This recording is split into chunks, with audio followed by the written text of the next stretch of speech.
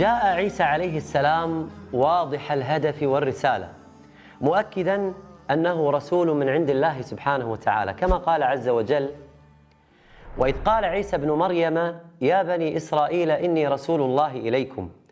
مصدقا لما بين يدي من التوراة ومبشرا برسول يأتي من بعد اسمه أحمد، مبشرا برسولنا محمد صلى الله عليه وآله وسلم. ولكن بني إسرائيل لم يتعظوا بهذا الإنذار، فأقدموا على جرائم كبرى، منهم من آمن بعيسى عليه السلام وادعى أنه ابن الله، تعالى الله سبحانه وتعالى عما يقولون. واليهود حاولوا قتله بصلبه، بل ظنوا أنهم قتلوه وصلبوه، ولكن رحمة الله عز وجل أنقذته ورفعته إليه، كما قال سبحانه وتعالى: وقولهم إنا قتلنا المسيح عيسى ابن مريم